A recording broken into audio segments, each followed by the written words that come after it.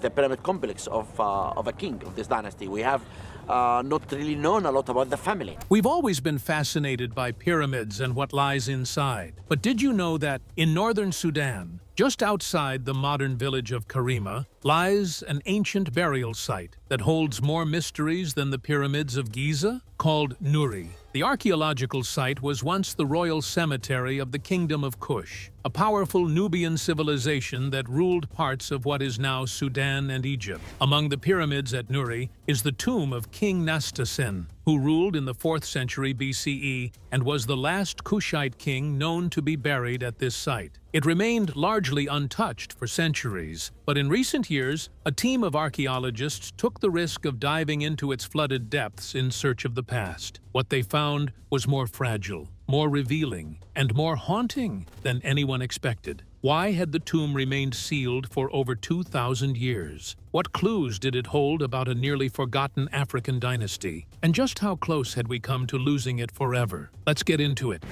The Nuri Pyramids. Year after year, the pyramids in Egypt draw hundreds of thousands of tourists, and even looters. And it's not hard to see why. Beyond their massive, mysterious structures, the legends of gold and hidden riches made them prime targets. For centuries, tomb raiding became so common that finding an untouched pyramid was almost impossible. It's part of what made King Tut so popular, because in the grand scheme of things, he wasn't exactly the most powerful while he was alive. But in death, his tomb was one of the rare few to survive mostly intact. And when it was uncovered, it caused a sensation. Suddenly, the world was paying attention, not to his reign, but to what had been preserved. However, what if we told you that in 2019, researchers and archaeologists discovered the tomb of a king with much more significance? That's right. Just outside the town of Karima in northern Sudan stands Nuri, a quiet desert landscape where pyramids rise out of the earth like broken teeth. Although the site has become a shadow of itself due to time and nature, it was once a royal cemetery for the kings and queens of the Kingdom of Kush, an ancient African empire that thrived along the Nile Valley. Over 50 pyramids are still visible today, with many more buried beneath sand, time, and rising water. Nuri is located on the eastern side of the Nile, just across from Jebel Barkal, the sacred mountain believed to hold religious significance to both the Kushites and ancient Egyptians. If you've never heard of the Kushites before, that's largely because the ancient Kushite royal line and political system collapsed in the 4th century CE. In ancient times, they ruled from their capital in Napata, and between the 7th and 4th centuries BCE, they built royal pyramids here to house their dead. Sounds familiar? Well, that's because many of their burial practices were influenced by ancient Egypt. Although Kush developed their own culture, when Egypt conquered Kush, they brought their religion, gods, and architecture with them. Temples were built, Egyptian officials were installed, and Nubian elites were educated in Egyptian customs. Over time, the Kushites didn't just adopt these influences, they internalized them. And later, when the Kushite kingdom grew strong enough to turn the tables and rule Egypt during the 25th dynasty, they carried those same Egyptian traditions back south. The pyramids at Nuri are a direct reflection of that legacy. Although smaller and steeper than those at Giza, they were inspired by the same ideas: death as a transition, the importance of divine kingship, and a belief in the afterlife.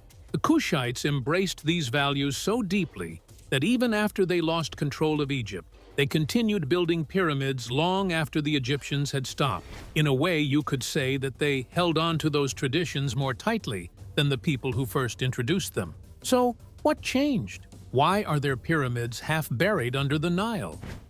Race against the Nile. The simple answer is the geography. It's ironic, but over the centuries, the environmental conditions that once made this region prosperous has become a growing threat. Year after year, the Nile's groundwater levels began to rise, and Nuri's low-lying burial chambers, they began to flood. It seems sudden, but it wasn't. It happened slowly, as centuries of environmental change, seasonal floods, Irrigation and modern dam construction pushed the water table higher. As a result, much of Nuri's underground architecture, the heart of the tombs where kings were laid to rest, became completely submerged. But this didn't stop earlier archaeologists from trying to explore them, including George Reisner in the early 20th century. Unfortunately, it wasn't an easy task, and because they were faced with rising water and unstable tunnels, most left them untouched. By the early 2000s, many believed these tombs were simply inaccessible, and their contents? Safe to assume they were either lost or too water damaged to recover. But that changed in 2018, when archaeologist Dr. Pierce Paul Cressman, a specialist in ancient environments and underwater archaeology, began preparations for a high-risk dive into one of Nuri's most waterlogged pyramids, the tomb of King Nastasen. Granted, he isn't quite as popular as King Tut and his pyramid, but he is believed to have been much more powerful. Nastasen ruled in the 4th century BCE and was the last known Kushite king buried at Nuri. So we're going to start off with the kind of real fundamentals of ancient Egypt. What is this stuff that turned ancient Egypt into this thing that we recognize today? Although he isn't widely known today, it doesn't make him diminish his power. In fact, many scholars consider him far more significant than some of the pharaohs who dominate popular imagination. Nastasen ruled Kush during a critical turning point, and his reign wasn't passive. He left behind an inscription known as the Nastasen Stela, which describes him defending Kush from invaders to the north. Though historians debate who exactly he fought, the message is clear. Nastasen was a king who actively protected his kingdom. His pyramid at Nuri is also telling. Built generations after the Kushites lost control of Egypt, its size and construction were a statement of continued authority, wealth, and spiritual legitimacy. It wasn't simply a tomb, it seemed more like a monument, declaring that Kushite kingship still mattered. And that's what makes the dive into his burial chamber so compelling. While Tut's tomb dazzled the world with gold, Nastasen's offers something quieter but just as valuable. A window into a royal legacy that didn't fade quietly, but adapted, persisted, and continued to shape African identity long after it was left out of the mainstream story. Although his pyramid sits at a lower elevation than many others, making it one of the most deeply submerged, Dr. Pierce and his team decided to explore. So, they got to work. The team started by clearing a staircase originally documented by Reisner, but since buried under decades of sand. This long, narrow shaft, cut directly into the bedrock, descends more than 60 steps beneath the surface of the pyramid. Think of it like cleaning out a sand-filled basement stairwell, except this one went down deeper than a 2-story building and ended in total darkness, submerged in rising groundwater. As the excavation reached the 40th step, water began to seep into the trench, and by the 60th step, the entrance to the tomb was completely underwater. To move forward, Pierce's team had to adapt standard archaeological methods for a submerged, airless environment. Divers couldn't use normal scuba tanks because there simply wasn't enough room. Instead, they were fitted with surface-supplied air hoses and used a reinforced steel chute to safely descend into the tomb. The chute acted as a support tunnel, stabilizing the entrance against collapse and giving divers just enough room to slip through. And after slipping through, things didn't automatically get easier. The conditions inside were far from ideal. The tomb was completely dark, and visibility dropped to zero the moment sediment was disturbed. The narrow passageways forced divers to crawl forward carefully, feeling their way through centuries of silt and mud. Every movement had to be slow and deliberate, as one misstep could stir the floor and block vision for hours. But water wasn't the only concern.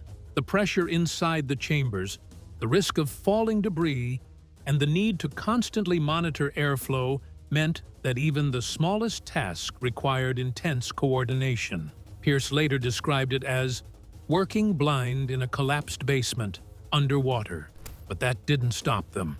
They powered on, scouring chamber by chamber and pushing deeper. First, they entered the first chamber, completely filled with water and loose sediment. From there, they moved into the second chamber, where parts of the ceiling had collapsed, forcing them to navigate around rubble. They set up a floating screen to filter out mud brought up in buckets. Everything had to be done by hand. Through it all, only one possibility kept them going: the fact that despite all odds, something might still be there, that the tomb might have been sealed before the flooding began and never touched again. But there was no way to know without reaching the final burial chamber. After weeks of careful progress, the team finally reached the third chamber. It was fully submerged and heavily silted, but clearly constructed to hold something important. There were signs of careful architecture, carved niches, smooth stonework, and the unmistakable structure of a royal burial chamber. And this was where they paused. The chamber was sealed, silent, and underwater. The quiet was ominous, as though it held secrets of a past shut underwater. Clearly, the last time anyone had been within the tomb was over 2,000 years ago. For the last 100, it had been nearly forgotten. And if they had waited much longer, rising waters might have erased it entirely. What did they find? And what threatened its destruction? We'll explore this, but first, let's understand the tomb's significance. Why would a team risk so much to dive into a flooded burial chamber? We need to rewind, because while we now know of King Nastasen as some forgotten ruler, he wasn't that. He was part of a much bigger legacy, one where African kings once ruled Egypt, built pyramids long after the Egyptians stopped, and held on to those traditions even more fiercely than the people who introduced them. Embracing a borrowed legacy.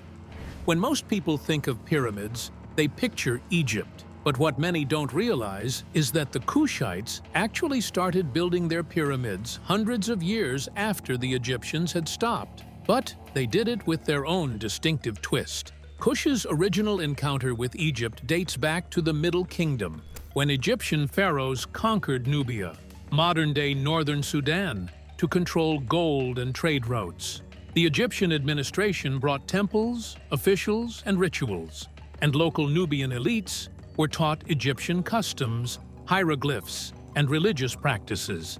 This influence went deeper when Egypt's new kingdom collapsed. In the chaos that followed, Nubian princes gradually emerged as powerful figures, blending Nubian roots with Egyptian training. By around 800 BCE, the Kushite kingdom centered at Napata seized the opportunity to invade and ultimately rule Egypt, founding the 25th dynasty, often called the Nubian or Kushite dynasty. These rulers weren't simply foreign conquerors, they viewed themselves as restorers of a pure Egyptian religious tradition. They revived Amun worship, repaired old temples, and even brought back pyramid construction in Egypt's memory. Their rule lasted nearly a century, until the Assyrians intervened and pushed them out around 656 BCE. After retreating to Napata, the Kushites could have dropped Egyptian traditions, but they didn't. In fact, they embraced them even more fervently in Sudan. The pyramids at Nuri, built roughly between 670 and 310 BCE, are clear proof. These Kushite pyramids were smaller and steeper than those in Egypt, more narrow, with steeper slopes. But they were numerous, over 200 in Sudan, compared to Egypt's pyramids. That means, in a way, Sudan outpaced Egypt in pyramid building. The question is, why build pyramids at all? Centuries after Egypt had moved on? The answer lies in identity and legitimacy. To the Kushites, the pyramid was more than a tomb. It was a symbol that symbolized divine kingship, a connection with Amun, and unbroken tradition. By constructing them at Nuri and later Meroe, Kushite kings like Taharka, Nastasen, and many queens asserted both their lineage and a sacred geography shaped by Egypt, but interpreted through a Nubian lens. Interestingly, While Egypt's last pyramids were built around 1650 BCE in the Middle Kingdom, the Kushites continued building theirs until around 100 AD. That's more than 1,000 years of continued pyramid building in Sudan after it had ceased in Egypt. By the time of the Meroitic phase, Kushite culture began to shift. They created their own alphabet, Meroitic script, and worshipped local gods like Apedamak, a lion-headed warrior deity. Still, pyramids remained the royal burial marker until late in the period. By the time we reach the site at Nuri, where the tomb of Nastasen lies submerged, what we're witnessing is the culmination of centuries of cultural layering. There are the indigenous Nubian customs, predating Egyptian contact. Egyptian religious and political symbols were adopted and systematized, a Nubian reworking of those traditions, smaller pyramids, Meroitic script, native pantheon. And finally, continued belief in the divine kingship expressed through architecture. Perhaps most exciting is the fact that Nuri isn't just the site of one royal tomb, but a burial ground for an entire dynasty. Scattered across the desert plateau are the remains of more than 20 pyramids, once gleaming in white plaster and stretching toward the sky. This was where the kings and queens of Kush chose to be buried, not in the shadow of Egypt, but in a sacred space they defined for themselves. From its prime position on the Nile, the Kush Empire controlled trade routes from the south up to Egypt. Nastasen aside, the most famous figure buried here is King Taharka, one of the most powerful rulers in all of African history. He wasn't just a king of Kush, he was also a pharaoh of Egypt, the same one mentioned in the Bible as a military leader. His pyramid at Nuri is the largest at the site, towering over the others. Unfortunately, most of its interior has collapsed, leaving behind only fragments of what must have once been a grand tomb. Nearby lies the Pyramid of Queen Yetero, one of the few tombs where archaeologists discovered traces of painted murals on the walls. These murals offer rare insight into Kushite funerary art, with depictions of gods, rituals, dynasty, and in royal regalia that blended Egyptian symbolism with distinctly Nubian interpretations. For researchers, every piece of pigment is a clue, but not all tombs were so fortunate. Over the centuries, many were looted, battered by floods, or weakened by time. Some collapsed entirely. Others remain half-submerged, their entrances blocked by sand or hidden beneath layers of silt. And yet, Nastasen's tomb survived, intact, sealed, and protected by water. If one burial chamber stayed untouched for 2,000 years, what else might be waiting? That's what makes the Nuri site so electrifying. It's not just a historic cemetery, it's kind of like an archaeological frontier. Every tomb is a question mark, and every wall of stone could be hiding untold stories about African kingship, queenship, faith, warfare, and culture. Now that we've got a bit of perspective on Kush and its kings, let's take a turn back to Pierce and his team in 2019. What was it they found in the tomb, and why did it shock the world? A tomb sealed but dangerously fragile. What would you expect in a tomb that's been submerged underwater for decades? Dr. Pierce and his team certainly weren't expecting what they found. When they finally entered the third chamber of King Nastasen's tomb, their excitement was matched by a sudden stillness. The space was completely filled with dark, murky water, but in its depths lay something surprising: a sealed sarcophagus, along with fragments of gold leaf and a gold-covered toe cap resting on a human bone. Doesn't sound like much, does it? But when you've dived into dangerous waters to chart forgotten history, these things aren't just curious objects. They're part of an ancient, lost civilization. In fact, this was a major archaeological find, rare partly because most ancient royal tombs in Egypt and Nubia were looted millennia ago. Guards, thieves, early explorers, even local people had entered many such chambers, often leaving nothing behind. Look right there. Oh, what is that? I think that's the top of the door going into the third chamber. This is why the first thought on the team's minds was that they were right. This tomb had been untouched for centuries. They had made a good call to foray into the deep because this discovery of undisturbed artifacts was not only extraordinary, it was valuable for understanding Kushite burial practices. These tombs suggest, and the presence of gold leaf suggests that parts of the burial platform or coffin were once richly decorated, even if these original materials had long decayed. The gold toe cap, tiny but telling, hints at the full regalia once worn by the king's body. Together, these artifacts provide rare insight into how Kushite royalty were prepared for the afterlife. But even though the tomb's intact state was a major win, it also brought new challenges. The objects were in precarious condition, long submerged in water, and vulnerable to rapid deterioration the moment they were disturbed. The submerged sarcophagus, likely stone, still sat in place, but the surrounding walls were soaked, and parts of the ceiling showed signs of strain. In the second chamber above, sections had already collapsed, raising concern that more rock could shift at any moment. Even the steel chute they'd used to enter was a temporary brace, not a permanent structure, and deeper inside, no support existed. Water damage had already taken its toll. Metal corrodes when wet, especially in water rich in minerals.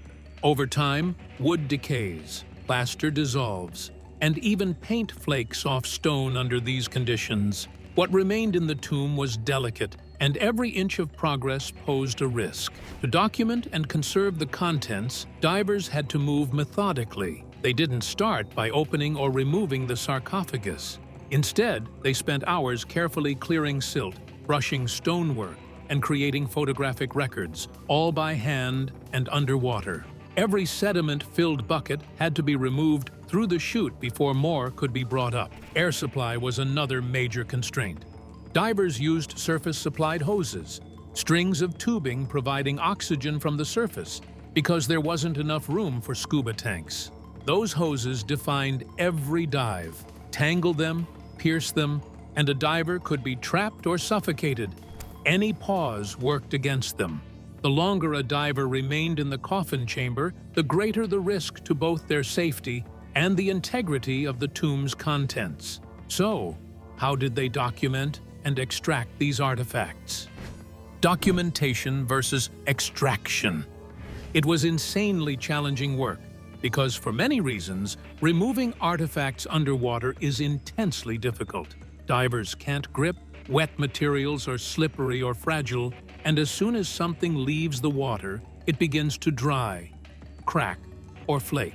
To avoid shock damage, conservators planned to transfer items into a controlled environment, humid chambers, desalination baths, and gradual drying areas to stabilize them before further study. In one early dive, technicians discovered a void around the sarcophagus lid, suggesting the tomb had been filled with sand or jumbled collapse before the final sealing. If so, removing the lid could collapse the entire structure. What were they to do? The corner of the top of a platform on which the king would have been buried, or it's the top of some sort of casing for the king. Initial emphasis was on mapping and photographing every surface of the tomb, from chamber walls to the base of the sarcophagus.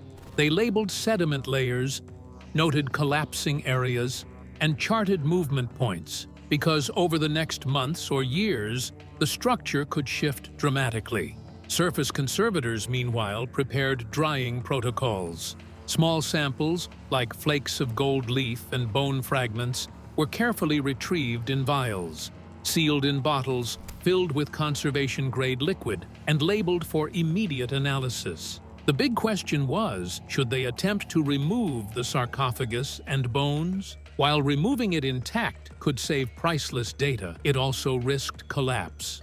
Leaving it in place, on the other hand, meant continued deterioration. There was no easy choice. Ultimately, the team decided that it was best to leave the discoveries for another day. If ever there was a way to extract them without risking collapse or deterioration, they would be back to do justice to it. After all, leaving it there without proper extraction methods would only lead to its destruction. As they exited the third chamber, Pierce described the moment in a bittersweet manner, saying that they opened the tomb but found themselves racing time, water, and decay itself.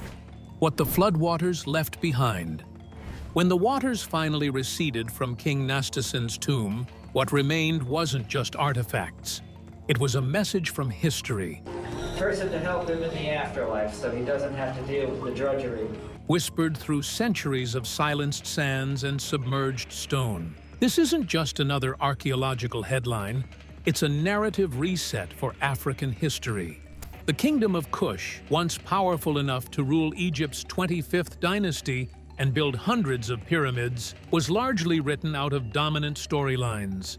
Their legacy is alive in Sudanese and Egyptian communities, but underrepresented globally, especially in Western education systems that focus more on northern Egypt rather than Nubia and Sudan. And the discovery of an intact pyramid, not in pristine desert, but buried underwater near Karima, shines light on a forgotten empire. This tells us that African civilizations not only shaped their own region, but also actively influenced Egypt, and did so far longer than most people know. For modern-day Sudanese and Nubians, this excavation holds special meaning. Sites like Nuri aren't relics, they're living parts of local identity. Seeing a Kushite king's tomb brought into the light helps fill gaps in cultural memory and national pride. It counters the idea that African heritage was only ever important before colonial contact. The fact this tomb survived, sealed underwater, overlooked, then rediscovered, mirrors the experience of a culture that was overshadowed and then reclaimed. And the most important part? This story isn't ancient history. It's ongoing, personal, and meaningful. But that aside, there's still so much left unsolved. We don't know what's inside the sarcophagus, whether it holds human remains, burial offerings, or inscriptions. Even if the coffin were empty, it could contain objects placed inside after the burial. Further, we don't fully grasp Kushite religious practices, how they differed from Egyptian traditions, and how they evolved in later periods. The archaeological team is now consulting specialists, paleogeneticists, conservators, and iconographers to interpret data carefully. It's a slow process, but one guided by respect for both science and culture. Nuri's tomb was nearly lost before it was found. It was underwater long enough that relocating it posed more risk than keeping it submerged. That's no small metaphor. It reminds us that history isn't self-preserving. When environmental forces like rising groundwater, dams, or climate shifts intersect with human neglect, physical heritage can literally disappear.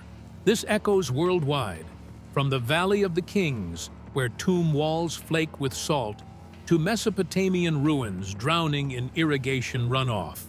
Sudan now joins a global roster of countries facing heritage loss due to environmental change. So, what does this mean for the rest of us? Discovering a flooded pyramid is more than a dramatic revelation. It's a signal that archaeology must evolve. Slower excavation, controlled environments, digital mapping, and preventive conservation.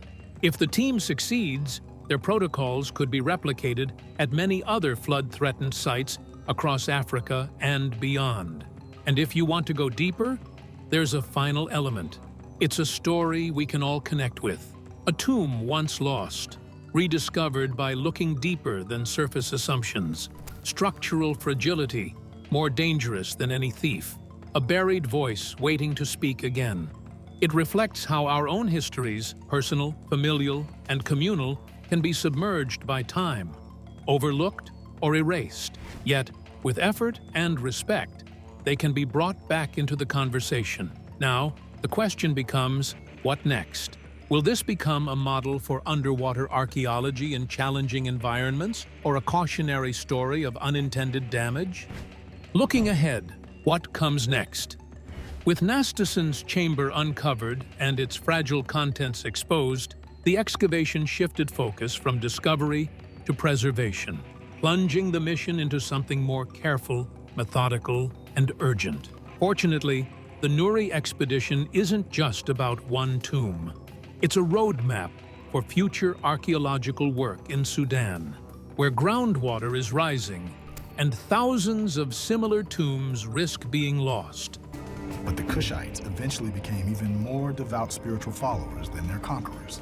The mission is funded and supported by the National Geographic Society, Sudan's NCAM, and partners like the Archaeological Institute of America. It's not a foreign rescue mission, it's a joint effort rooted in local expertise and archaeological sovereignty. Sudanese students trained in underwater excavation will go on to study other sites, which means preservation isn't a one-off. It could continue for decades to come. Their goal is to answer, how do you safely explore tombs that are underwater and collapsing? Well, the Nuri mission has provided some answers. Focus first on comprehensive mapping. For Nastasen's tomb, divers documented every crack, every fragment of silt, the exact position of the sarcophagus, and scattered artifacts. And even though they could not extract these items, the records will serve as a baseline for future preservation. Meanwhile, surface teams prepared facilities for gentle desalination, slow air drying, and careful wood or bone consolidation. These are all carefully thought-out procedures to ensure the past is not just extracted, but safely kept. Still, one major decision remains. Should they remove the sarcophagus, and if so, how? It's been established that doing so would risk the collapse of the chamber or lid, but leaving it increases ongoing deterioration. It really is a tough choice to make. Right now, the team is evaluating custom-engineered slings and cradles that would allow for careful lifting of the coffin, while minimizing disturbance to the walls and structure around it. But Nuri isn't alone. Rising groundwater in Sudan has become a national concern. In 2020, UNESCO sent experts to survey Nile-adjacent sites, including Nuri and Jebel Barkal, and found loose sandstone, damp paint, and weakened foundations across multiple heritage landmarks. Without intervention, dozens of tombs risk structural collapse in coming years. Fortunately, that part of the Nuri mission includes training Sudanese archaeologists, conservators, and students in underwater excavation, emergency structural reinforcement, and digital mapping. Because in the long run, it's not just about saving one tomb, it's about equipping local teams to protect hundreds of sites across the country. Will the team ever extract what's left of Nastasen's tomb? Or is this a mystery that'll last forever? What do you think? Have you ever visited the pyramids? And did you know about Nastasen's tomb? Tell us in the comments below. Thanks for watching. Please leave a like and subscribe to the channel so you're notified whenever we upload a new video.